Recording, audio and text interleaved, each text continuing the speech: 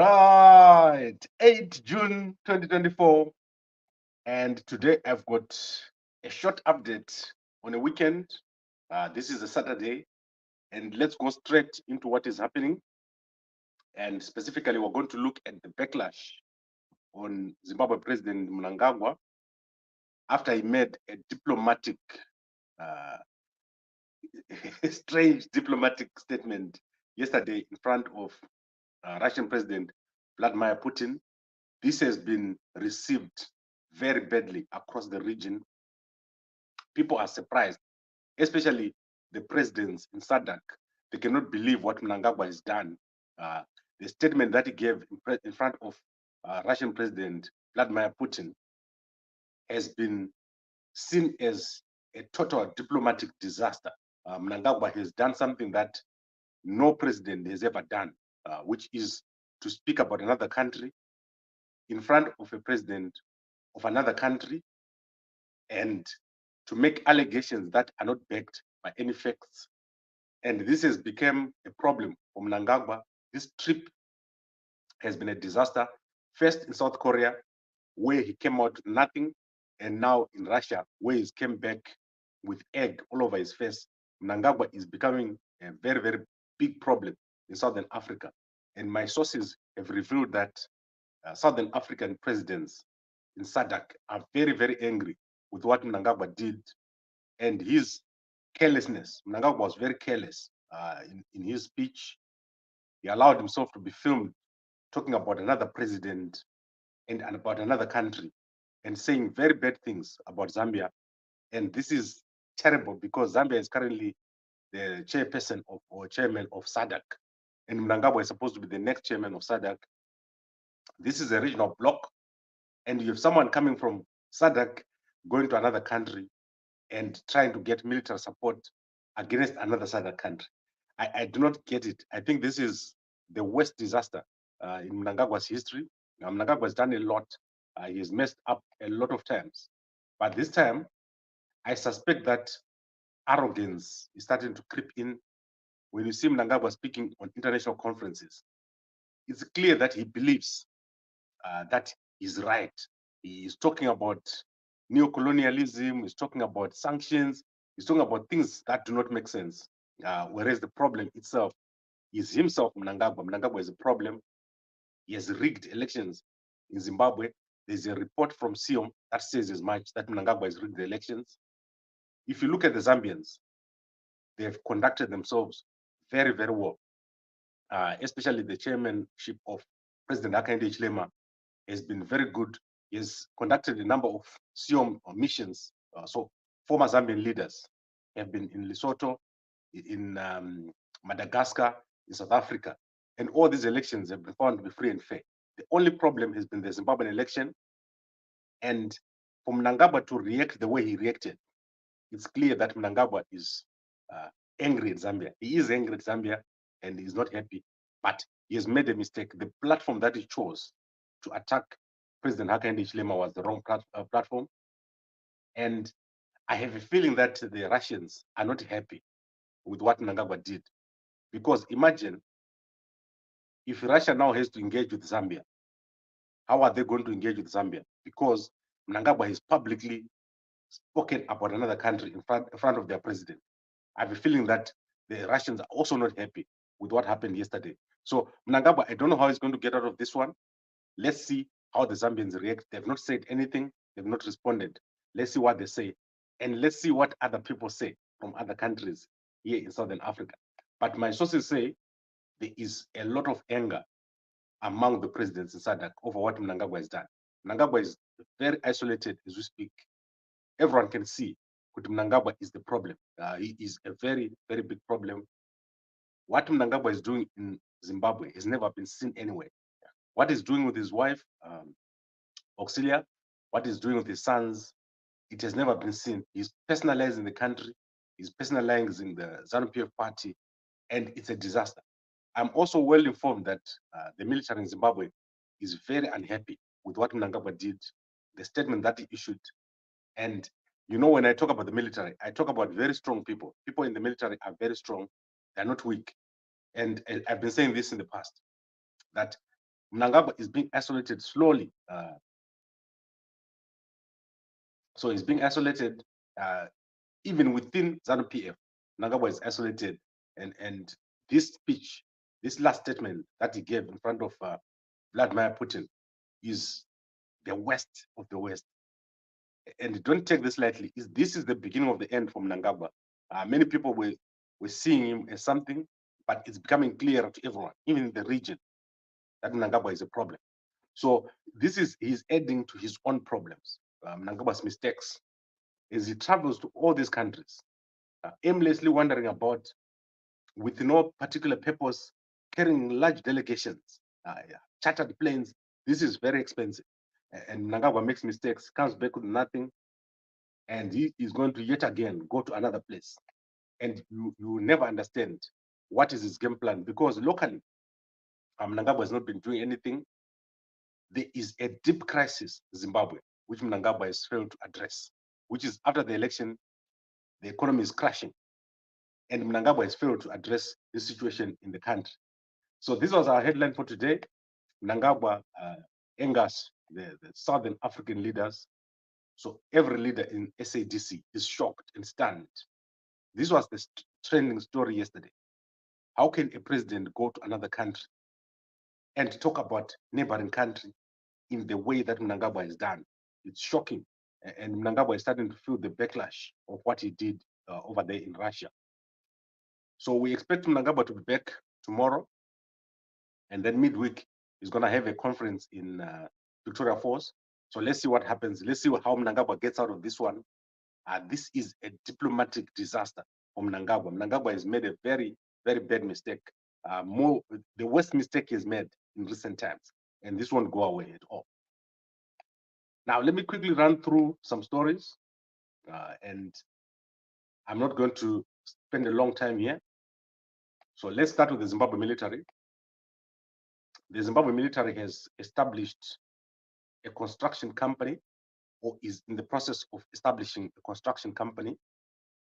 This was said by Minister of Defense, Opam Chinguri, yesterday. So let me quickly show you what she speaks.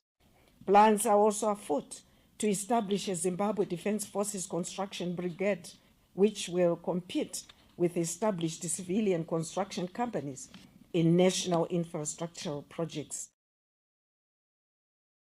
Right. So let us unpack what she just said there. The Zimbabwe Defense Forces is going to establish a construction company that will compete with private companies in bidding for public construction projects. The problem with the Zimbabwean construction companies is they don't have capacity.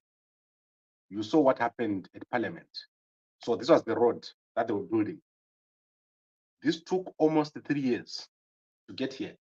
And Vice President General Constantino Chiwenga had to go here and read the Riot Act for these guys to make a move. There is the construction at Mbudzi interchange, which has stopped and is now behind schedule. There is the construction of the villas for SADC, which has failed to kick off, and they had to hire people from Switzerland, 500 builders as the plan. There are the roads which are not finishing. There are the dams which are not finishing. If you look at even what is happening at airports, those are not finishing.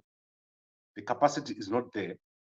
And the Zimbabwe National Army has had to now think of creating a company, because what normally happens is contractors get paid. They do a short job, or they don't start at all. And then eventually the project doesn't finish. Case in point, the Mbudzi interchange, 40 million has been used here. Normally an interchange like this will cost something like 20 million or less, $20 million. However, the actual construction is not kicked off. Cement has been short. There's been no cement. Takure has failed to supply cement. And this has become a disaster. So in Zimbabwe, construction projects, public construction projects, are not successful. It's a mess. Things that should take a short time is taking too long. And I hope that if the Zimbabwe military comes here and establishes the company, it will actually assist to bring order into this field. Normally, the Zimbabwe government when they work through the Zimbabwe military, they do a very good job. Look what happened at the Mbuyane statue. That was very, very quick. When they did that Mbuyane statue, General Chiwenga went in there and things worked. So I hope that these guys are able to establish that company and make it work. The problem is, if your private sector doesn't work, are you going to keep on putting the military in everything? So this is where Mnangagwa is failing to modernize the country. The country is not modernizing. Zimbabwe is very backward. Things happen very slowly, and there's too much corruption. The corruption in Zimbabwe is so bad, especially under Mnangagwa. It has become a very big problem, and there's obviously a need to establish a new order in Zimbabwe. Then let me go quickly to an entertainment story. This is extremely crazy. You have never seen this in your whole life. So I'm going to show you this story from Bulawayo. This is in the H Metro newspaper. This man is a prophet. He's called Prophet. Let's find his correct name here. I don't know what his name is. Prophet Archbishop Emmanuel Mutuma from Bulawayo has been banned from all the casinos in Bulawayo after he won the jackpot, or the jackpot of 30,000 US dollars, the biggest jackpot ever to be won in the small town of Bulawayo. And it turns out that Prophet Archbishop Emmanuel Mutuma used his prophetic powers to get numbers from God.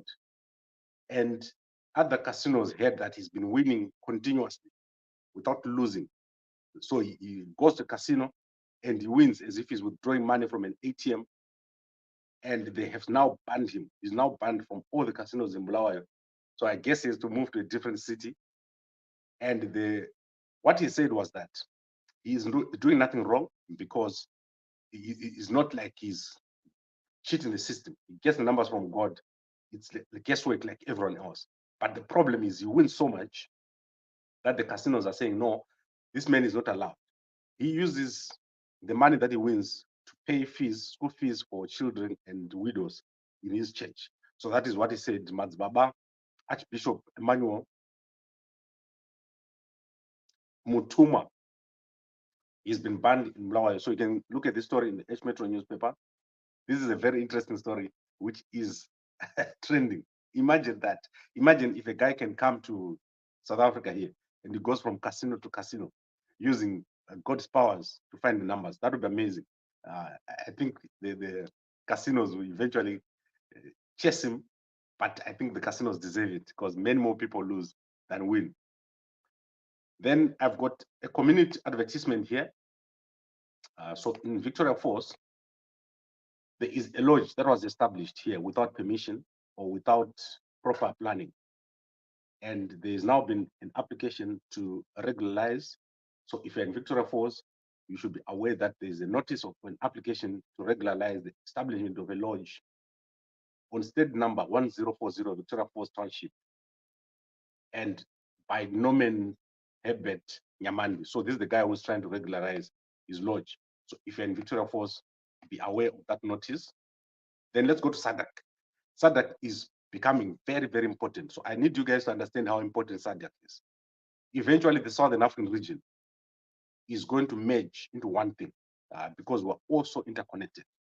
So Elias Mahosi, the executive chairperson executive of SADC, he officiated at the launch of a water project between Lesotho and Mozambique. And this is what we expect from Mahosi. Mahosi, we like him when he's doing these kind of things. We don't like him when he's running around with the Mnangagwa.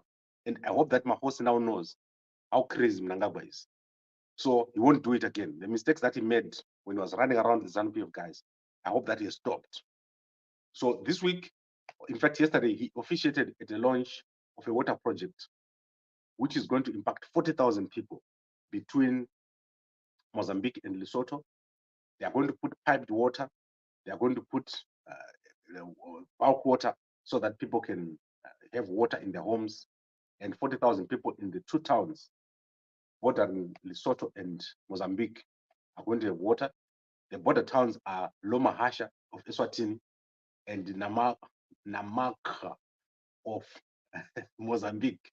So I hope I didn't butcher that. They're going to have water, and Mahosi was over here doing a good job. So I like to encourage Mahosi to stay on this path. Stay away from ZANU-PF people. They'll mess up your image, Mahosi. Then Gambakwe will attack you if you hang around the ZANU-PF guys. And we like it when SADC is doing this kind of work. So this is amazing. So we need this kind of work, especially in Zimbabwe. You know how much water is a problem in Zimbabwe.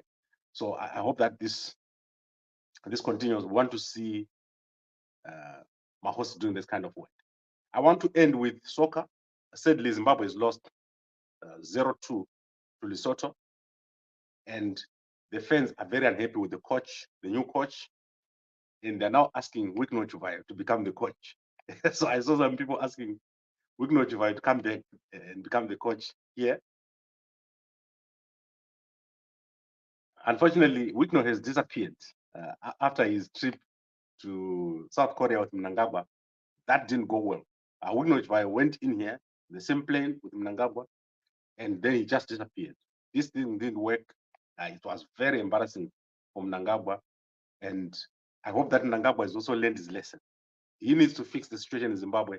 He doesn't need to be all over there.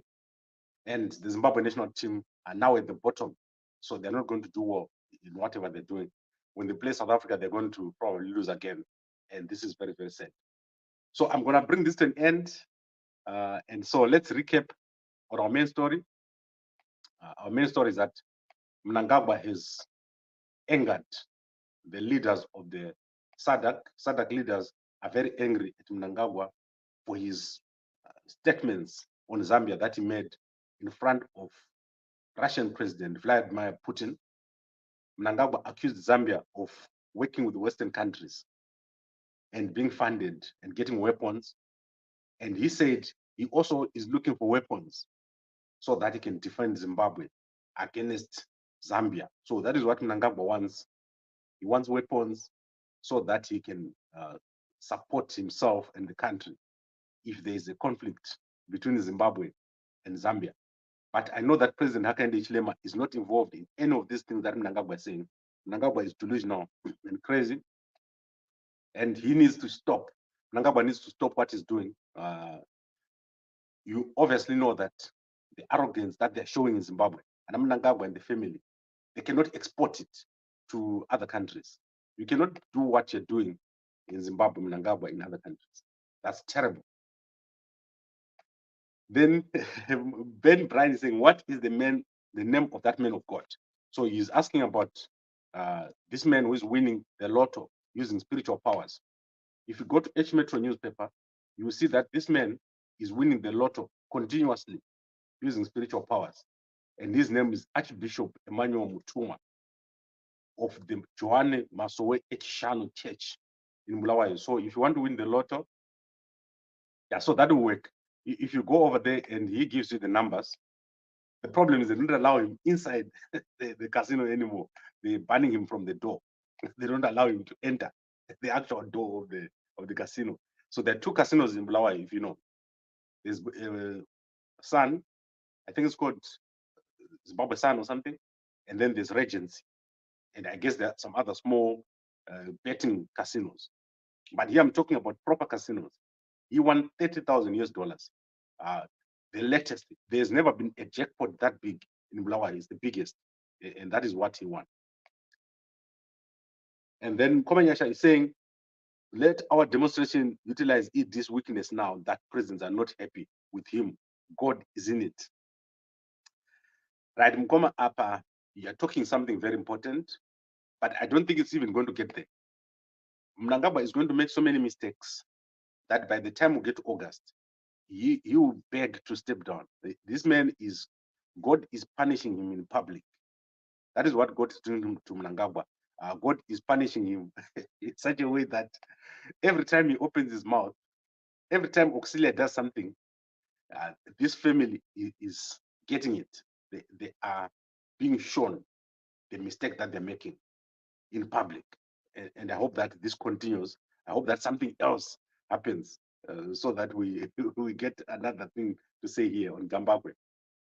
Handifunge kuti musoro wake uchiri kudhonza mushe kuti anga achitotarisa kunge ari kuona drama. Yes, you see, the good thing about Putin, let me tell you one thing about Putin. Putin is a guy that wants to negotiate with many different people. However, I have a feeling that Putin doesn't like people who betray people from their area. So imagine if you found a European guy coming to Zimbabwe to talk badly about another European country. Does that make sense? So I saw Putin sitting back, like he was sitting back, almost slouching and wondering, what is Mnangagwa doing? This is basically a very bad mistake by Mnangagwa. Mnangagwa will never have respect for any African president after this. He has shown that he can do anything. Once you give Mnangagwa a stage, he can say anything. He does not know, Kuti, as a president, there are certain things you mustn't say. You should leave it to the lower guys to say those things. A president must talk at a very high level, not at that level of mentioning a country in front of another, in front of cameras. What do you want Putin to do then when you do that? Because you're destroying his image. You're destroying his future engagements with other presidents. So Mnangagwa is behaving like someone who is not really been groomed to be a president. And this is terrible. I cannot believe what Mnangagwa did. And obviously the protests are coming. And I hope that will get more support for these protests, because it's becoming clear to everyone in SADC that Mnangagwa is not fit for purpose. He is a very big problem. And guys in the army, they know this, that if Mnangagwa continues this way, the country is just going down the drain. He is destroying everything. And it's a terrible disaster that we're facing in Zimbabwe. Mnangagwa has got no plan at all for improving the country or for doing anything new. He's only interested in wandering around North Korea, South Korea, Kenya. He's been everywhere. And last week he was in Zambia. He was in Zambia last week, and he goes to Russia and says Zambia is being funded. But he was sitting at Livingstone last week. Makes no sense at all.